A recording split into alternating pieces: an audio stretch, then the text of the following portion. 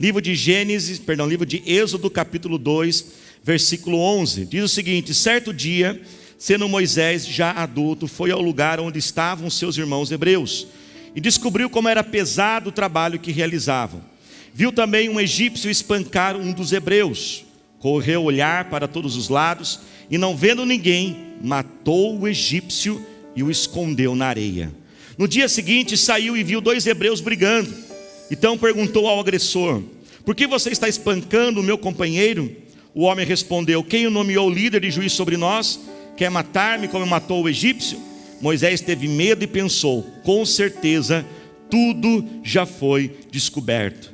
Quando o faraó soube disso, procurou matar Moisés, mas ele fugiu e foi morar na terra de Midian. Vamos para o capítulo 3, um pouquinho para frente, versículo 10. Diz o seguinte: vá, pois, agora, eu o envio ao faraó para tirar do Egito o meu povo, os israelitas. Moisés, porém, respondeu a Deus: quem sou eu para apresentar-me ao faraó e tirar os israelitas do Egito? Deus afirmou: eu estarei com você. Esta é a prova de que sou eu quem o envia. Quando você tirar o povo do Egito, vocês prestarão culto a Deus neste monte. Diga glória a Deus. Irmãos, continuando a falar sobre sonhos, como se fosse uma segunda parte nesse culto, nesta noite Deus quer falar algo sobre nós, irmãos, como nós devemos vencer um dos maiores inimigos do sonho. Na verdade, algo que tem matado e destruído muitos sonhos que nós podemos ver aqui na vida de Moisés. Vamos lembrar um pouquinho dessa história? A Bíblia diz que quando Moisés nasceu, ele nasceu ali no Egito, numa família de escravos. O faraó estava com muito medo que a população dos hebreus de escravos crescesse demais e assumisse o controle da nação. Então o faraó mandou um decreto dizendo que todos os meninos hebreus, filhos dos escravos que nascessem, deviam ser mortos. Mas a mãe de Moisés, ela não aceitou aquele decreto e ela lutou pela vida do seu filho.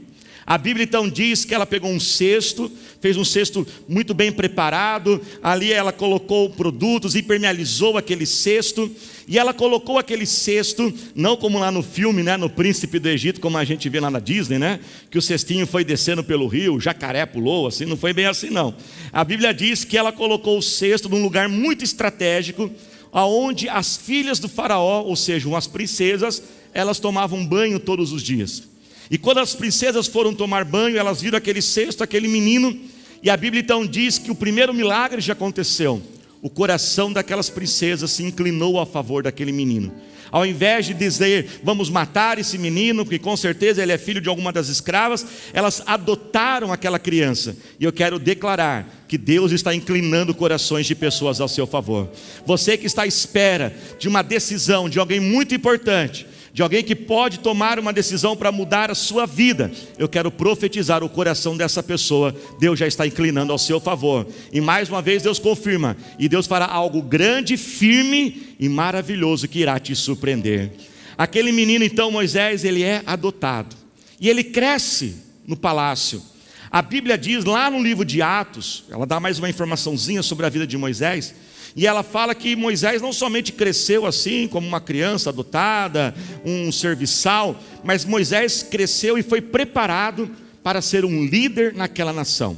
Veja bem, irmãos, quando a gente fala Egito, não é o Egito dos dias atuais, um país subdesenvolvido, com muitas dificuldades. O Egito dessa época que nós estamos falando, era a grande potência da época, mundial naquele momento. Era um país que nos dias de hoje seria como os Estados Unidos. E quando a gente fala de Moisés sendo preparado, Moisés seria como alguém que estivesse sendo desde pequeno treinado e preparado para se tornar como se fosse um presidente dos Estados Unidos. Moisés aqui nessa história, ele é mais ou menos assim, ele é tipo uma pessoa assim, ele está aqui com 40 anos de idade quando acontece isso. Ele talvez já tenha doutorado em Harvard. É um homem que fala várias línguas, idiomas. É um homem que tem todo o conhecimento de guerras e táticas, ele foi preparado para isso. Mas a Bíblia diz que em um determinado momento da vida de Moisés, nós não sabemos direito se isso aconteceu desde pequeno, se ele já sabia desde pequeno que ele era adotado, ou foi durante algum momento da sua vida. Ele não se importa mais com isso, ele não se importa com a grandeza do Egito. Ele começa a se importar agora com uma única coisa. O que ele se importa? Ele se importa com o seu próprio povo. Ele sabe agora que ele é adotado, que a sua origem não são os egípcios, ele é da origem dos escravos. E começa a surgir no coração de Moisés um sonho. Qual é o sonho? O sonho de libertar o seu próprio povo da escravidão. Um sonho muito nobre, você não concorda comigo? Um sonho muito bom, mas Moisés não consegue mais controlar isso. Isso começa a crescer, e toda vez que Moisés, ele vê o seu povo sofrendo, isso o incomoda, isso o angustia, até que chega um ponto que Moisés está andando pelo Egito, e ele vê um egípcio maltratando um escravo, e ele perde o controle, e ele vai interferir naquela situação, só que ao interferir, ele passa do que era necessário, ele atravessa alguns limites, e ao invés de simplesmente evitar os maus tratos, ele acaba matando aquele egípcio e esconde o corpo dele na areia. Ele pensa que ninguém viu, ele pensa que ninguém está enxergando, ninguém ficou sabendo. Quando no dia seguinte ele está andando de novo e ele vê agora 2 escravos brigando entre eles, e ele vai interferir. Você consegue perceber que ele está o quê? Ansioso. Mas já está ansioso. Ele quer muito aquilo. Ele não aguenta ver mais o seu povo brigando, e quando eles veem entre eles mesmos brigando, ele vai interferir, e quando ele vai interferir naquilo, um dos homens diz: ei Moisés, espera um pouco, você que está interferindo aqui?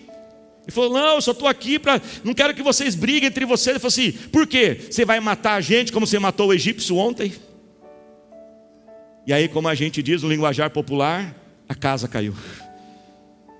Moisés falou assim: puxa vida, está todo mundo sabendo, todos já sabem o que eu fiz. Faraó agora vai querer me matar, porque ele vai me considerar um traidor. Então Moisés agora tem que fugir do Egito, fugir daquela vida de palácio. Ele que tinha um futuro lindo e promissor, por causa de um erro que ele cometeu na sua vida, por causa de uma ansiedade, por algo que era bom, ele teve a sua vida prejudicada. E esse sonho, que aconteceu sim lá na frente, foi adiado por 40 anos. E é sobre isso, irmãos, que Deus quer falar conosco nesta noite. Deus quer falar conosco sobre o maior ou a maior assassina de sonhos. Você sabe qual é a maior assassina de sonhos? O que mais tem matado os sonhos da nossa vida? A nossa ansiedade. O que é a ansiedade? A ansiedade, nós temos muitas definições, é um assunto muito falado nos dias de hoje. Se você entrar no YouTube, no Google, você vai pesquisar e vai ter muitos vídeos, milhões de vídeos. E por que ele existe? Porque realmente é uma grande realidade. E existem muitas definições, mas a minha definição de ansiedade é o excesso de futuro. Diga comigo assim: ansiedade é o excesso de futuro. Veja bem, irmãos, nós temos sim que se preocupar com o futuro, amém, igreja? Porque o futuro, apesar de ele não aconteceu ainda, mas ele vai acontecer. E nós temos que ser sábios em relação ao futuro. Nós temos que planejar o nosso futuro. Nós temos que nos preparar para ele. Temos que fazer economias, para um dia quando a gente for se aposentar. Nós temos que precaver algumas coisas. Por exemplo, fazer exames preventivos, cuidar da nossa saúde. Você tem feito check-up, você tem cuidado da sua saúde. Você já viu que gente que fala assim: eu não vou fazer nada não, porque vai que acha alguma coisa. Mas é para isso mesmo. É porque se tiver, que já ache e possa se tratar mais cedo. Glória a Deus, tomara que não tenha nada. Mas é importante a gente ter esse cuidado com o nosso futuro. Mas agora, o que é a ansiedade? A ansiedade é esse excesso de futuro, é trazer o futuro para o presente, é querer viver aquilo que ainda não viveu. E preste atenção, e quando nós ficamos presos nessa ansiedade, nós não vivemos o quê? O único tempo que existe, que é o tempo presente, que é agora que nós temos. Pesquisas já apontam que no Brasil, de cada 10 pessoas, 7 possuem pelo menos, lidam com um certo nível de ansiedade. Nesse auditório que nós estamos aqui, quase 70% das pessoas. Claro que existem vários níveis de ansiedade, desde os mais leves até os graus mais severos, mas pesquisas de cada 10, 7 já tem algum nível de ansiedade. E a ansiedade tem destruído sonhos, a ansiedade tem prejudicado a nossa vida. E nessa história nós podemos ver Moisés sofrendo, Moisés cometendo um grande erro, porque ele ficou ansioso, e ele quis realizar esse desejo, que era um bom desejo, mas ele não conseguiu esperar a hora certa. A primeira consequência, irmãos, negativa da ansiedade, é que a ansiedade nos cega. Diga comigo assim: a ansiedade nos cega. A ansiedade deixa a gente cego, a ansiedade faz a gente não ver os perigos. Você prestou atenção que o texto diz? Moisés olhou para todos os lados e não tinha ninguém. Ele deu uma olhada e falou assim: já que ninguém está vendo, eu vou matar esse egípcio. Mas o dia seguinte estava todo mundo sabendo, ou seja, tinham várias pessoas vendo sim, ou pelo menos uma pessoa que viu, e talvez ali por azar dele, justo essa uma era uma fofoqueira talvez, né? Ainda espalhou a notícia. A ansiedade faz a gente não ver o perigo. Olhe para cá. Às vezes a gente quer tanto uma coisa, quer tanto aquilo, a gente não enxerga o perigo. E entramos em projetos, entramos em negócios, entramos em relacionamentos, e nós não conseguimos enxergar os perigos que estão ali na nossa frente, porque nós estamos cegos pela ansiedade. E quantas vezes nós acabamos sofrendo, e acabamos sendo prejudicados, porque a gente não conseguiu esperar a hora certa. Quem é casado aqui, as irmãs casadas, sabe que quando o seu marido quer trocar um carro, você pode ficar tranquilo que ele vai achar todos os argumentos possíveis, não é assim mesmo? Não é assim? Quando ele põe na cabeça que ele quer trocar de carro, e aí ele vai fazendo uns cálculos, não, só vai aumentar R$200 da prestação, e aí ele vai achar esses R$200, não, eu vou cortar R$20 aqui, eu vou cortar 30 aqui, porque quando ele quer um carro, ele vai ali se envolvendo, aí ele vai comprar aquele carro. Claro que as mulheres também ficam ansiosas, né? Mas é a semana do Dia das Mulheres, não vou falar das mulheres hoje. Vamos deixar só os homens, vamos pegar só no pé dos homens, né? A ansiedade nos cega. Por isso que é muito importante, preste atenção, siga esse conselho, que não é um conselho meu, é um conselho da Bíblia. Olha o que diz Provérbios 11:14. Sem diretrizes a nação cai. O que salva é ter muitos conselheiros. É muito importante quando você for entrar num projeto, ou no meio de um projeto, um financiamento, vai comprar uma coisa, vai marcar uma data de casamento, um plano que você tenha na sua vida, preste atenção nisso, traga algumas pessoas de fora, pessoas que vão poder te dar um conselho, pessoas que não estão envolvidas emocionalmente naquilo, pessoas que estão um pouco mais frias na situação, e elas vão poder te ajudar a ter um olhar mais sério, porque se você está ansioso, você não enxerga os perigos que aquilo que você pode estar querendo fazer está se envolvendo, amém? Quantos estão entendendo? Diga amém. Há um ditado que diz que se conselho fosse bom, a gente não dava, a gente vendia, mas isso é uma mentira. A Bíblia diz que é sábio a gente buscar conselhos. Então, se você está começando algo, iniciando algo, e você percebe que está muito ansioso, calma o teu coração hoje, peça a ajuda de alguém. Olha a outra consequência, irmãos, da ansiedade. A ansiedade nos leva a usar uma força desproporcional, e nós não conquistamos mais na força de Deus. Diga comigo assim: a ansiedade nos leva ao uso da força desproporcional. Você prestou atenção no que o texto diz? O texto diz que Moisés foi ali intervir naquela situação de maus tratos e matou um egípcio. Mas vamos ser sinceros, pensa junto comigo, ele precisava disso? Precisava. Ele era uma autoridade, ele podia ter dado uma ordem, ele podia ter chamado um soldado para isso, mas ele está tão ansioso, que ele usa todas as forças que ele tem e ele passa do ponto. Quando você está ansioso por algo, você usa tanta força que você não enxerga limites, e você faz uma força desproporcional. Presta atenção, ansiedade mata sonhos, ansiedade mata projetos, ansiedade mata relacionamentos. Quantas vezes a pessoa tem um sonho de um negócio próprio, mas ela está tão ansiosa, não, porque eu não aguento mais ser funcionário, não aguento ter um chefe na minha cabeça, eu quero ter o meu negócio, e aí ela usa tanta força, ela põe todo o seu dinheiro naquilo, todas as reservas que ela tem, e muitas vezes aquele negócio não vai para frente, ou no começo ele é difícil, ela não consegue manter a sua vida financeira, ela gasta todo o dinheiro da família, e depois ela se sente um tremendo de um fracasso, porque ela fala, eu prejudiquei a minha família. Pessoas ansiosas para crescer na sua carreira, começam a trabalhar, e trabalha, e depois faz isso, depois faz aquilo, e faz aquele bico lá, e elas vão matando a sua saúde física, vão destruindo o seu casamento, a sua família, por causa que ficam muito ausentes do seu lar. Quantos pais ansiosos pelo futuro dos seus filhos, começam a exigir demais, e começam a colocar os seus filhos em tantas tarefas, e muitas atividades, que ele não consegue nem ser criança, que ele não consegue consegue nem aproveitar muitas vezes a adolescência dele, e ele mata aquela criança no sentido de matar o seu ânimo, os seus sonhos. Quando a gente fica ansioso, a gente começa a exigir demais das pessoas ao nosso redor. Tome cuidado para você não virar um chato, para você não virar aquela pessoa que cobra os outros, porque muitas vezes, presta atenção, muitas vezes esse sonho é seu, ele não é o sonho da outra pessoa. Você quer isso, mas os outros, talvez eles não entendem. Ah, pastor, mas é que eles estão lá atrás. Não, não é que eles estão atrás, cada um é de um jeito, e muitas vezes nós vamos exigindo, e a gente mata o relacionamento, a gente mata a amizade, as pessoas começam a perder a vontade de estar junto com a gente. Por quê? Porque a ansiedade faz a gente usar uma força desproporcional.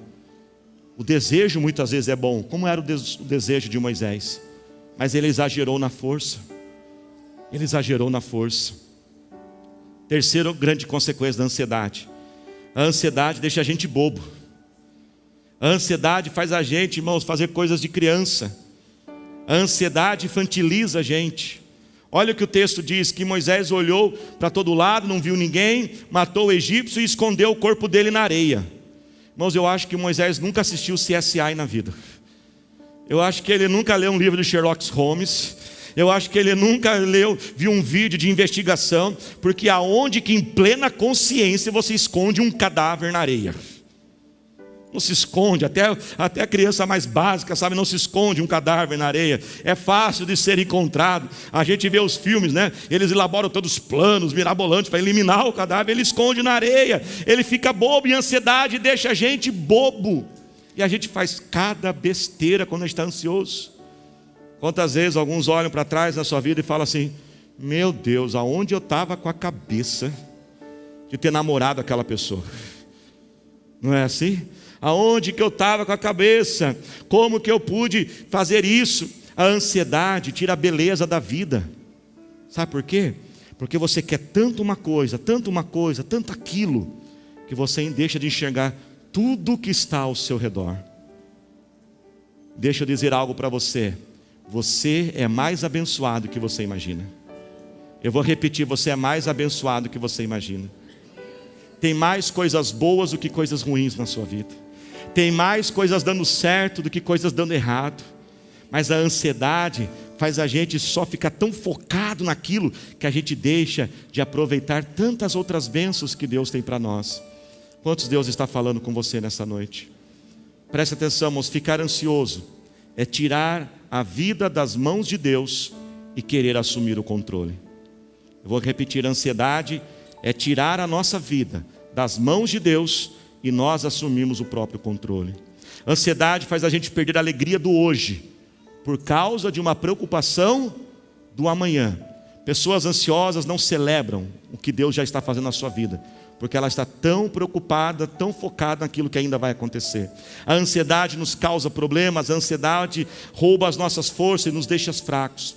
Pastor, mas é possível vencer a ansiedade? Claro que é possível. Nós podemos usar alguns recursos dessa terra, desse mundo, os recursos naturais. Nós podemos, por exemplo, fazer melhor uso da internet. Você sabia disso? Uma das principais causas da ansiedade é esse excesso de informações que nós temos. Veja bem, nós não fomos programados para ter essa abundância de informação que a gente tem, toda hora sabendo de tantas coisas, com tantas possibilidades, vendo o que todo mundo está fazendo. O livro de Mateus capítulo 6, ele fala sobre ansiedade, e é lindo que o texto diz. Ele fala o seguinte: se os seus olhos forem bons, haverá luz na sua vida, mas se os seus olhos forem maus, haverá trevas. Veja bem, o que nós estamos consumindo, irmãos? A maioria de nós estamos consumindo nossos filmes, seriados. É sempre morte, sempre tragédia, é tanta coisa, a gente vai ficando ansioso. Ah, aquilo lá vai acontecer comigo também. Ah, não sei o quê. E a gente vai ficando nervoso. Então nós podemos começar o quê? A fazer melhor uso da internet, amém, igreja? Nós também podemos cuidar da saúde física, fazermos exercícios, alimentações que também ajudam. Precisamos, e se precisarmos, procuremos sim a ajuda de profissionais da área. Mas como pastor, eu quero nessa noite trazer a sua atenção para uma receita espiritual para a gente vencer a ansiedade. E essa receita está num texto que todo mundo tem que saber de cor. Fala para o seu irmão que está do seu lado, diga assim: você tem que decorar esse texto. Fala para ele aí: pastor, qual é o texto? Vamos para ele agora? Filipenses capítulo 4, versículos 6 e 7. Abra comigo a sua Bíblia. Filipenses 4, do 6 ao 7. É o nosso texto de ouro, quando a gente fala sobre ansiedade. É um texto que você tem que decorar, pastor, mas eu não sou bom. Dá um jeito e decora. Dá um jeito, você vira. Porque a gente decora a receita de bolo, né, assim mesmo? A gente decora a escalação do Brasil da década de 70, tanta coisa que a gente decora na vida, fórmula de matemática para o vestibular, vamos decorar. Filipenses 4, do 6 ao 7.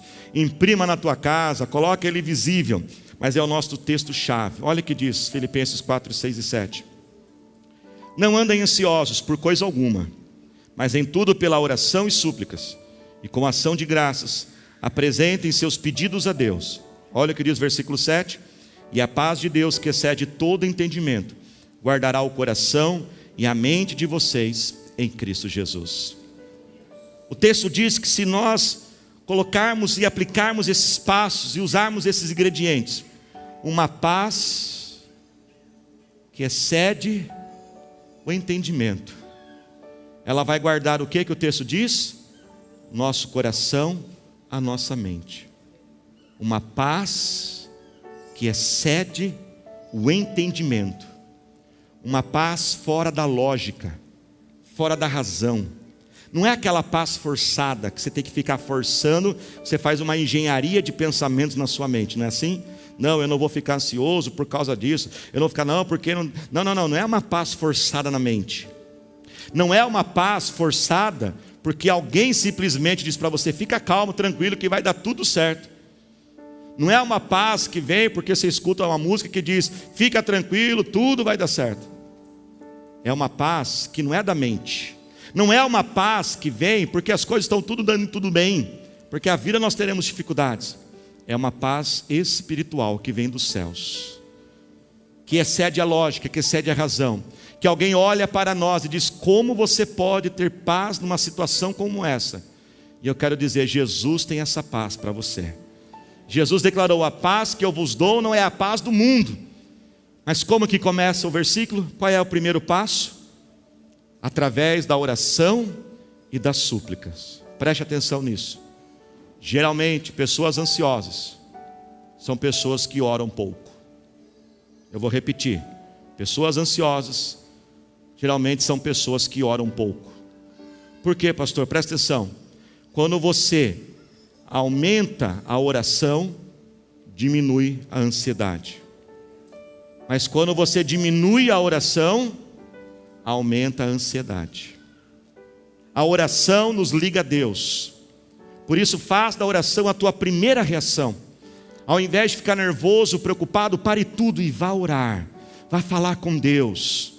Faça isso no dia a dia. Você não precisa, talvez um dia chegar lá na sua casa, fechar a porta do seu quarto, aonde você estiver. Se você estiver no trânsito, para o carro no acostamento, estaciona ele e vai falar com Deus lá no seu trabalho. Vai no banheiro e fale com o Senhor. Irmãos, eu tomei uma decisão na minha vida. Eu estou em guerra contra a ansiedade.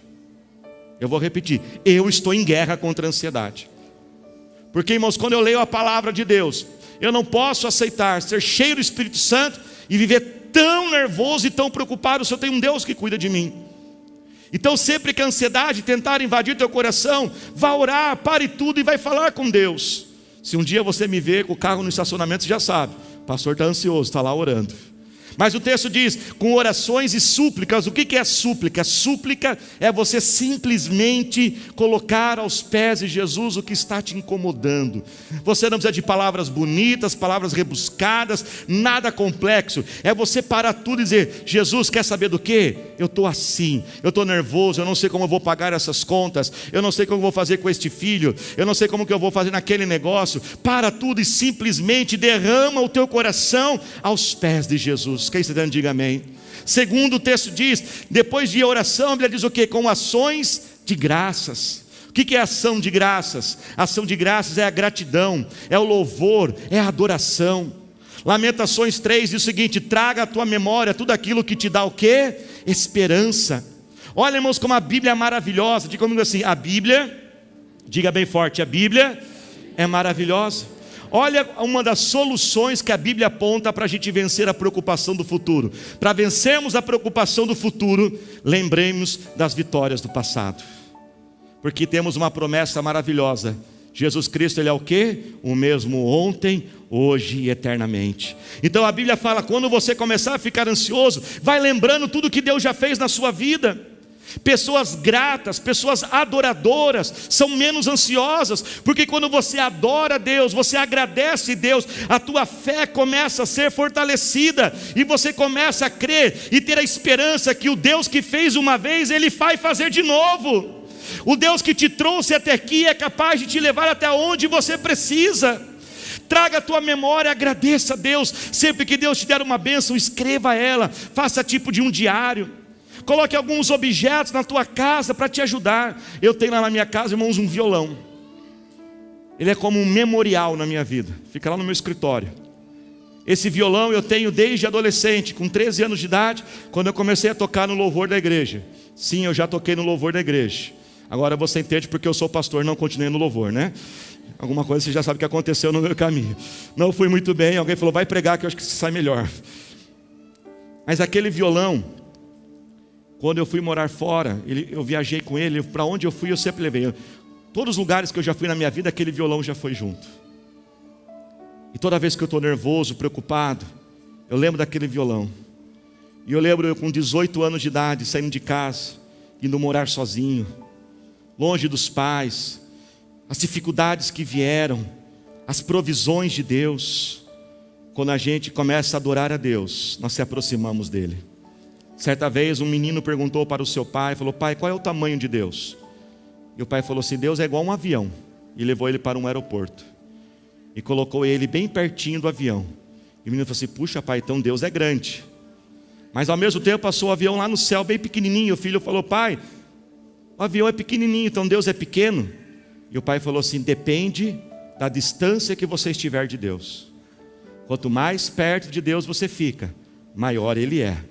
Quanto mais longe de Deus você fica, menor Ele fica também.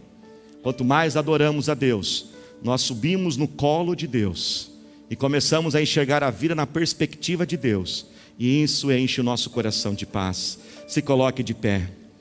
Depois da oração, depois de ação de graças, o texto diz, apresente a sua necessidade. Olha como a Bíblia é maravilhosa. A Bíblia fala que antes de você pedir a Deus algo, adore e agradeça pelo aquilo que Ele já fez. Por que o culto começa com louvor e adoração? Para a gente subir no colo na presença de Deus, para a gente lembrar da grandeza dEle. Quantos estão entendendo? Diga amém. E aí quando chegar a hora de pedir, sabe o que você faz? Você pede específico. Peça com clareza. Fala, Deus, eu preciso de um milagre. Senhor, eu não tenho de onde tirar esse dinheiro. Faça alguma coisa, Senhor, eu não sei o que falar mais com esta pessoa. Então você ora com a súplica, apresentando a necessidade. Você agradece a Deus e ora com fé pelo milagre que Ele precisa. Mas há um quarto passo que a gente não encontra nesse texto, mas a gente encontra lá no livro de Mateus capítulo 6, que completa esse texto, que enche o nosso coração de paz e nos dá vitória contra a ansiedade. O texto de Mateus diz, não andem preocupados com este mundo, não andem preocupados com a sua vida, não andem ansiosos. Lembre-se que se Deus cuida até de um passarinho, Ele não vai cuidar de você, que é um filho e uma filha dele. O salmista certa vez já disse, eu fui moço, agora já sou velho, mas eu nunca vi um justo desamparado. Quando você lembra que você é um filho, uma filha de Deus, e o seu Deus, Ele é grande e poderoso, você não está sozinho nessa batalha, e Ele pode todas as coisas, a paz que excede o entendimento começa a guardar o seu coração. Por isso neste momento eu queria que você fizesse assim com as tuas mãos, e nós vamos começar a praticar agora. Eu vou treinar vocês, viu, irmãos? Nós vamos treinar agora. Isso aqui você tem que fazer todo momento. Nem toda vez que aquela ansiedade tentar invadir teu coração, faça isso. Primeira coisa, nós vamos apresentar em oração as nossas súplicas ao Senhor. Com as suas mãos assim agora. Eu queria que você simplesmente fizesse agora uma oração sincera com Deus agora. Por alguns segundos simplesmente fale o que está acontecendo, sem palavras bonitas, fala aquilo que está pegando lá dentro de você. Diga a Deus, eu estou assim, eu estou desse jeito. Fale com o Senhor agora, fale com Ele agora. Aleluia, Jesus. Santo é o teu nome, Senhor, santo é o teu nome, Jesus. Eu quero viver algo novo, mas meu coração ardeu de novo. Fale com Ele, não cante a música não, Sendo todo medo de mas simplesmente fale com Ele. fazendo sobre mim um novo amanhecer. Simplesmente fale com Ele. Deus está assim. Quero viver Eu estou com medo, eu estou nervoso, eu estou preocupado, Senhor. Eu estou confuso, eu não sei o que fazer. Se você está desesperado, diga: eu estou desesperado, Senhor. Mas eu chego diante de Ti agora e abro o meu coração, Senhor. Aleluia, Senhor, aleluia, Jesus. Agora você vai levantar as suas mãos assim. A Bíblia diz que depois de apresentarmos com súplica, nós vamos apresentar ações de graças ao Senhor. E pelos próximos segundos agora, você não vai pedir nada ainda, não chegou a hora de pedir. Você somente vai agora agradecer. Comece a lembrar do que Ele já fez na sua vida. Lembre agora de um milagre que Ele fez. Pode ter sido nessa semana, pode ter sido há 10 anos atrás. Lembra agora. Senhor, nós te agradecemos, Senhor. Agradeça pelo que Ele já fez na sua vida. Agradeça da onde Ele te tirou. Lembra agora de um milagre. O Deus que fez uma vez, Ele pode fazer de novo. Ele é fiel para cumprir a sua palavra. Aleluia, Senhor. E agora sim, nós vamos fazer o terceiro passo. Agora nós vamos pedir ao Senhor. Peça com fé agora. Clame com fé agora o milagre que você precisa. Fale: Senhor, se a tua preocupação é com a tua saúde, chame saúde agora sobre o teu corpo. Se você está ansioso, não sabe como vai ser aquele tratamento, fale: Senhor, usa aqueles médicos, usam aqueles medicamentos, Senhor. Fale com Ele agora: Deus, faz um milagre na minha vida, faz uma intervenção, toca o coração daquela pessoa. Ore com fé agora. Vem, Senhor, ó Pai, manifestando o teu poder, manifesta a tua glória, manifesta, Senhor, a tua presença. Oh Espírito Santo, abra, Senhor, agora as janelas dos céus e realiza o milagre que eu preciso, Senhor. Opera o teu poder, Senhor. Abra sua boca e clame agora ao Senhor. Faz meu coração arder de novo, Olha cada lamacerê. fazendo todo medo desaparecer. Lembre que você é um filho de Deus.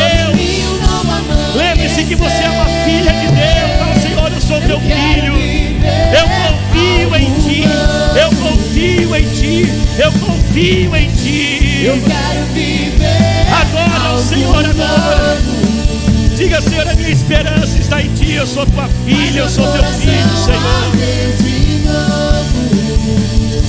Fazendo todo medo desaparecer, trazendo sobre mim um novo amanhecer. Aleluia. Aleluia. Senhor, coloque a mão em teu coração. Abra os teus olhos, olhe para cá.